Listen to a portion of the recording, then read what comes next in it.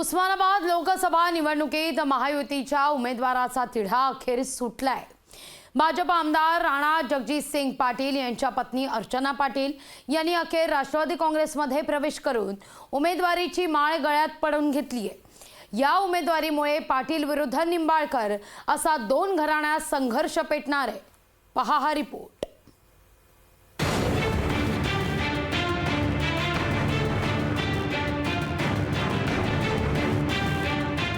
धाराशिव लोकसभेच्या आखाड्यात पुन्हा पाटील विरुद्ध निंबाळकर संघर्ष पेटणार आहे। ओमराजे निंबाळकर आणि राणा जगजितसिंह पाटील हा संघर्ष धाराशिव जिल्ह्यासह महाराष्ट्राला नवा नाही।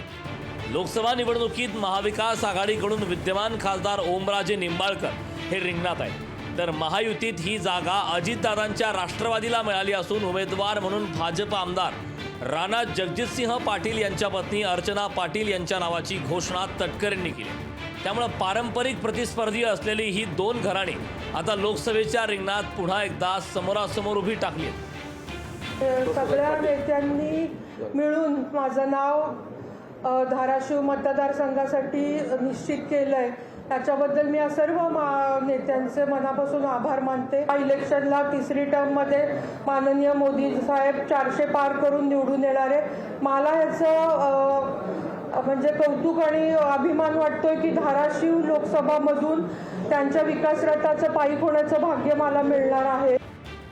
राज्याचे माजी गृहमंत्री पद्मसिंह पाटील यांची सून आणि भाजपचे आमदार राणा जगजितसिंह पाटील यांच्या पत्नी असलेल्या अर्चना पाटील यांनी लेडीज क्लबच्या माध्यमातून सामाजिक कार्यास सुरुवात केली होती। त्यानंतर धाराशिव जिल्हा परिषदेच्या उपाध्यक्षा म्हणून त्यांनी काम पाहिलं आहे। महिलांसाठी सातत्याने विविध उपक्रम राबवून त्या संपर्कात असणाऱ्या नेतृत्वाला महायुतीकडून रिंगणात उतरवण्यात आले असून ओमराजे निंबाळकर यांच्या समोर त्यांचं मोठं आव्हान असणार आहे। मात्र विजय आमचाच होणार असा विश्वास दोन्ही बाजूचे कार्यकर्ते व्यक्त करत आहेत। मी धाराशिव लोकसभेच्या या लढतीत ओमराजे निंबाळकर हे 100% फिक्स खासदार होऊन लोकसभेत जाणार आहे, यात कुठलीही शंका नाही। देशात कुठल्याही प्रकारचं कुठलंही वातावरण जरी असेल तरी धाराशिवमध्ये फक्त ओमराजे निंबाळकरच निवडून येणार। तुळजाभवानीच्या जिल्ह्यामध्ये एका सक्षम कार्य नेतृत्व असणाऱ्या, कामाचा खूप आवक असणाऱ्या, सामाजिक प्रश्नाची जाण असणाऱ्या अर्चनाताई पाटील यांना आज उमेदवारी जाहीर केली आणि म्हणून त्याचा या ठिकाणी आम्ही जल्लोष करत आहोत। 2019च्या लोकसभा निवडणुकीत ओमराजे निंबाळकर विरुद्ध राष्ट्रवादी काँग्रेसकडून राणा जगजितसिंह पाटील असा सामना रंगला होता। यावेळी ओमराजे निंबाळकर यांनी आमदार राणा जगजितसिंह पाटील यांचा 1.25 लाख मतांनी दणदणीत पराभव केला होता। ओमराजे निंबाळकर यांचा लोकसभा निवडणुकीत पराभव करून 2019च्या लोकसभा निवडणुकीत झालेल्या पराभवाचा अर्चना पाटील हा वचपा काढणार का, याकडे सर्वांचं लक्ष लागलं। ओमकार कुलकर्णी, लोकशाही मराठी, धाराशिव।